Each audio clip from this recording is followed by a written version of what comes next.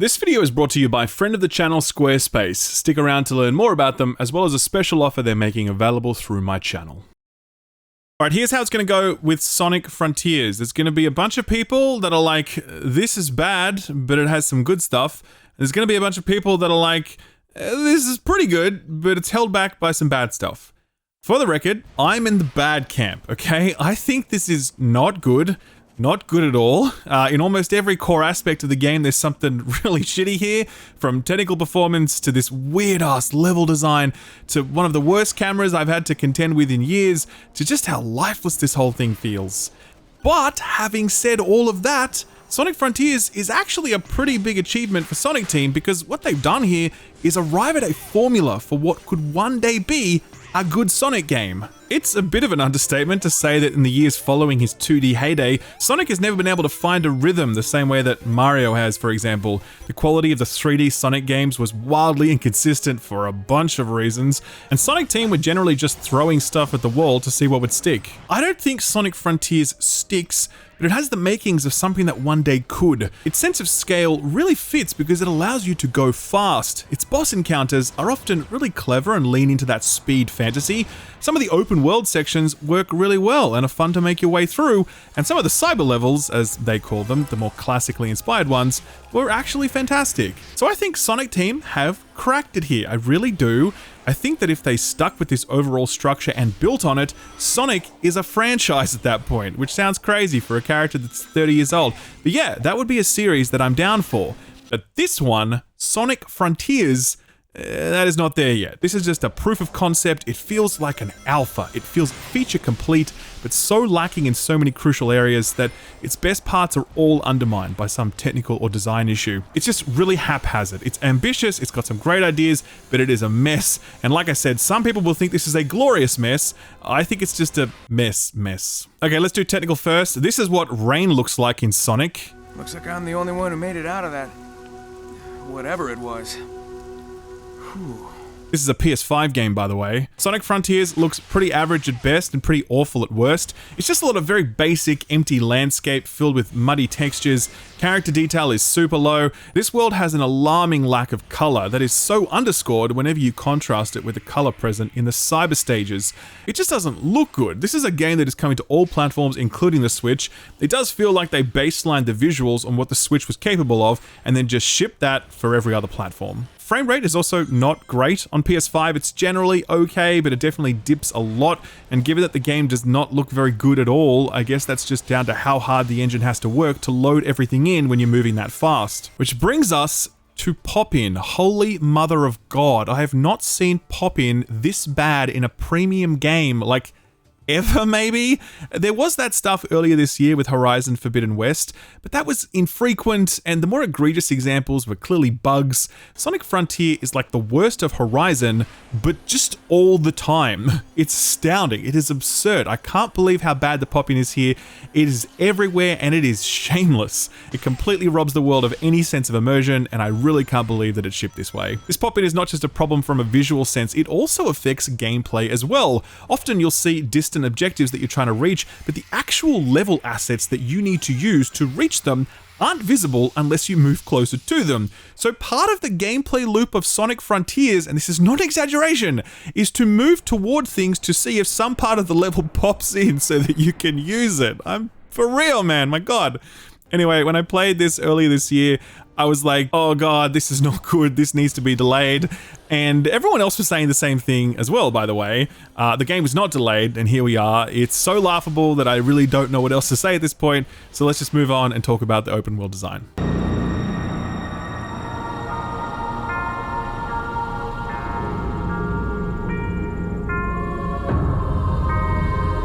So when we all got our first look at this, we were like, haha, more like Breath of the Mild. The whole thing smacked of Zelda because there was a lot of open space, a lot of grass, a subtle piano track in the back. Clearly, Sonic was just aping Nintendo, right? Well, not quite. I think that was my first impression when I was playing it, but as I got further into it, I began to understand the space that's been afforded here isn't for serenity's sake, but rather to give Sonic a chance to stretch his legs. The immense scale of these open world levels is actually one of the best parts of Sonic Frontiers because it does give Sonic a chance to hit his top speed and stay there. The objective is not, let's make a chill Sonic game that feels like Breath of the Wild.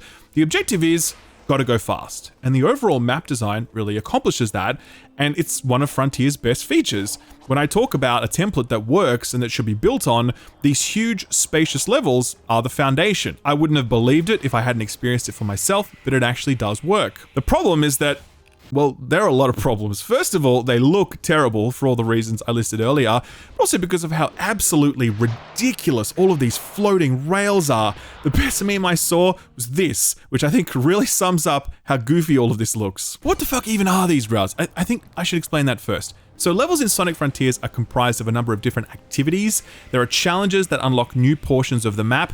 These are almost always a total joke. Like, this is one of them, for example.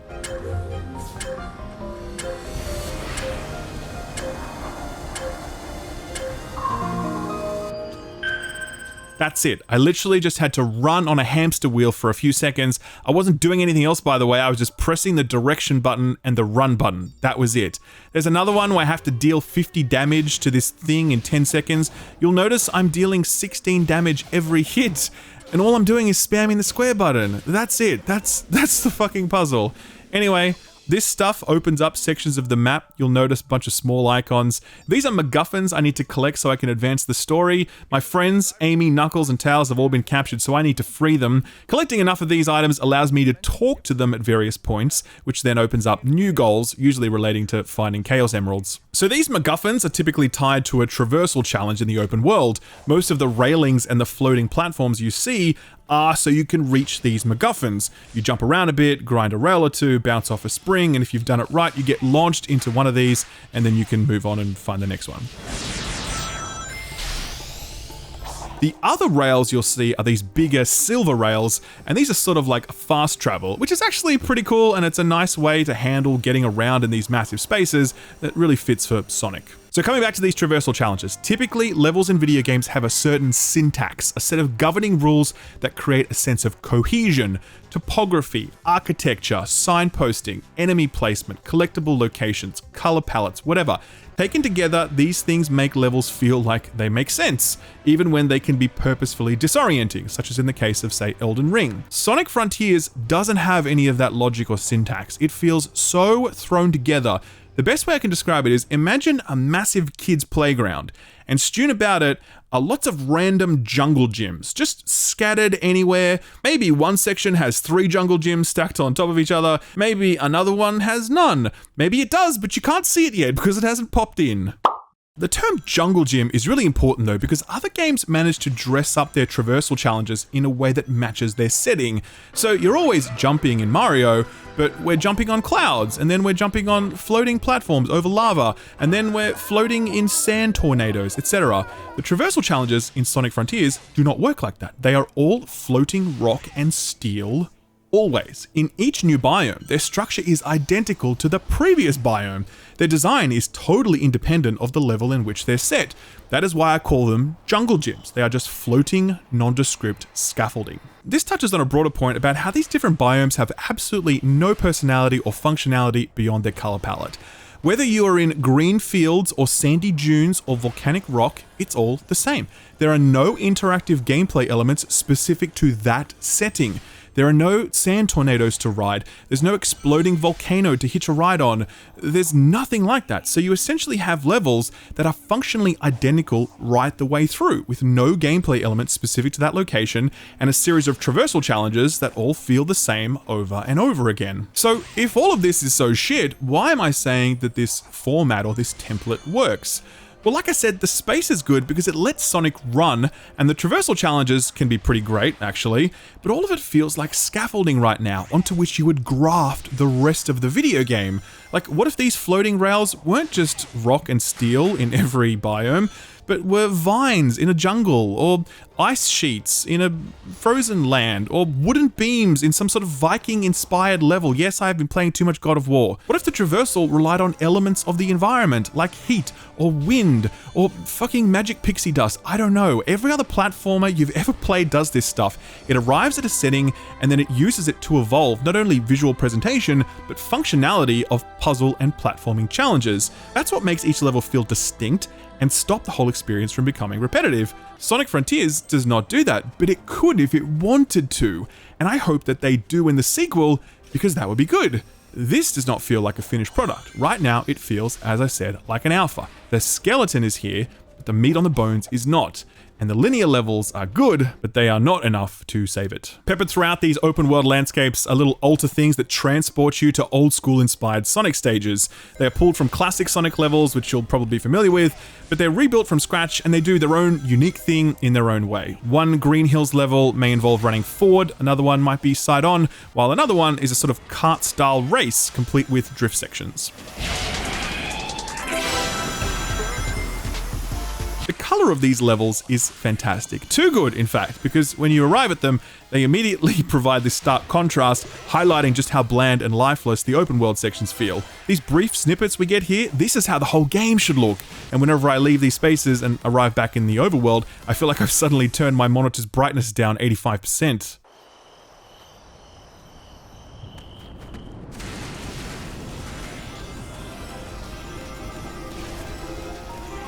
Anyway, the point is, these levels look good, and they have gameplay elements that are unique to them in a way that the open world doesn't.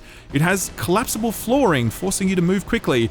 They have unique enemies that you don't find in other levels. They have unique traversal mechanisms that you won't find elsewhere. These levels have both visual and gameplay identity. But there's only a handful of these, and they're very brief, even to get the S tier rating for them. I estimate you'll spend no more than 5% of your total playthrough time in these spaces. They're a nice diversion, nice pacing, but as I said, they themselves are not enough to rescue this whole package. And that's setting aside the camera issues. These issues are probably best exemplified in these linear levels because the camera is often trying to frame things to look cool, but it's not functional. You can't see what's coming because the game isn't trying to show it to you, and sudden changes in perspective materially impact your ability to judge distance. Part of the learning process for each of these levels is learning how the camera swings this way or that so you can make allowances for it in the way you're steering Sonic. In the open world, the camera is bad in a similar but different way. Here, it's not trying to frame things to look good, it's just trying to keep up with how fast Sonic moves, and very often it just can't. You bounce around off springs and boost pads, and the camera is whipping around and changing which way you're pointing because the camera moves so suddenly. It's no exaggeration to say that when you fail a traversal challenge, most of the time it will be because of some camera fuckery. And bosses, we'll come back to those, but the camera during bosses is an absolute disaster. 3D platformers live and die by their cameras. Sonic dies repeatedly at the hands of this camera, and it is yet another one of those things that feels half-baked and unfinished in the game that could have been a lot better if it had more time in the oven.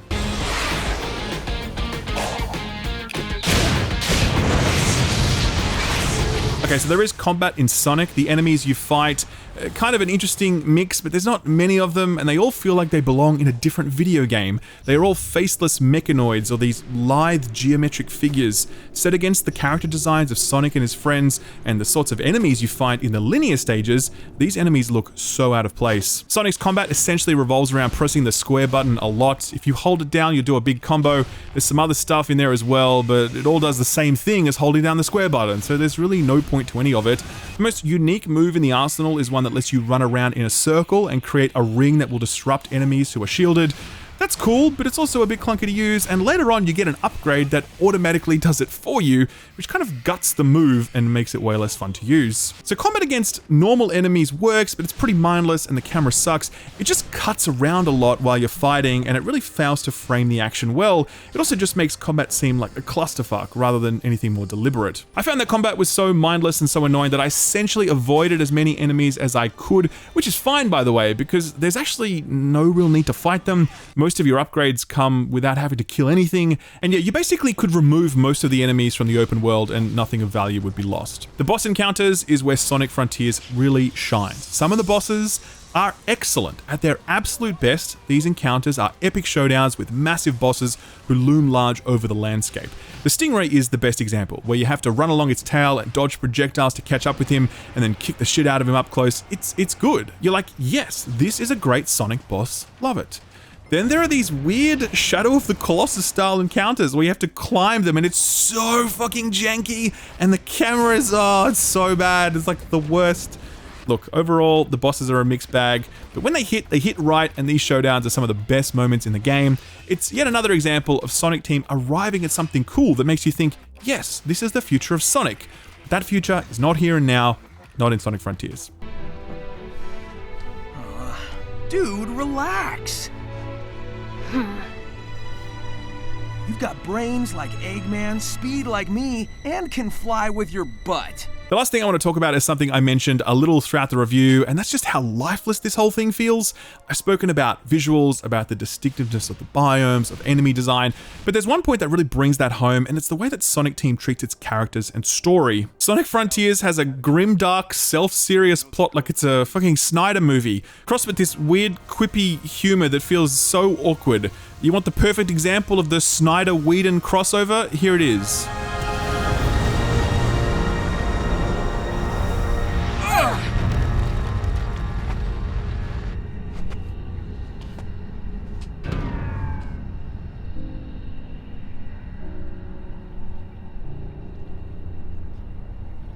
So, that was a thing. These cutscenes have no personality whatsoever. The story makes sense, but it's just fluff. None of the cutscenes are these Sonic heroes doing cool Sonic Heroes things. It's just them talking for a few seconds, and then the cutscene ends. It's not good. Like, look at what Nintendo does with Mario, or Insomniac with Ratchet and Clank. Hell, look at what Sega did with the Sonic movie. That worked. It had personality. It had charm. You wanted to see more of Sonic and his friends and Eggman. While Sonic Team have arrived at a gameplay template that could work for future games, they are still nowhere when it comes to making these characters lovable and fun and cool. This is such a boring ass rendition of these characters, and I hope Sonic Team bring in a lot more support for this stuff next time around. But it's that next time that I'm interested in, to be honest, and I guess I want to finish this on somewhat of an optimistic note. I think this game is bad. I do not recommend it. I think it's technically shoddy, its level design is skeletal, and its cast of characters has all the personality of a major accounting firm. But Sonic Team have found a formula here. This open world, this space, these traversal challenges, these boss encounters, the throws to linear levels, there's a lot here that really works. If Sonic Team built on that stuff and really focused on fattening the good stuff out, they would be making a good Sonic game at that point. And I don't think we've ever been in a position with 3D Sonic where we could say, yep, they've cracked it. I think Sonic Team have found it here. I think this is a good prototype, but it is not a finished game, not by any stretch of the imagination, and I do not recommend Sonic Frontiers. Are you an artist, photographer, or someone who works in the visual mediums? If so, I'm jealous of you. I wish I had skills like that. Imagine being able to draw something and it not look terrible. That would be cool. Anyway, if you fall into that category and you are looking to promote your work, then you might want to think about publishing a portfolio somewhere, and there's no better tool to help you do that than Squarespace. Squarespace have ready-made portfolio templates that you can select and immediately begin customizing to your personal taste. When you're happy with the design, you can begin uploading your work, and it's going to look super professional because that's Squarespace's speciality, professional-looking websites. It's not just about looks though. Squarespace can help you promote your work through email campaigns, through SEO tools, and through social media integration, so your work can be discovered and shared. You don't need any knowledge or experience to get started with this stuff. Squarespace have put in all the work to make the entire process so easy and so seamless, even for absolute beginners. As I mentioned earlier, Squarespace are a long-running partner of this channel, 3 years running now actually. I really appreciate that support. Squarespace are helping me turn my passion into a career, and that's what they do for a lot of people, because if you want to turn your passion into a career, then a website is a really good place to start. To get started, visit squarespace.com, and if you really want to get serious, visit squarespace.com/skillup to get 10% off your purchase of a website or a domain name. Thanks Squarespace for sponsoring the video, and thank you for watching it.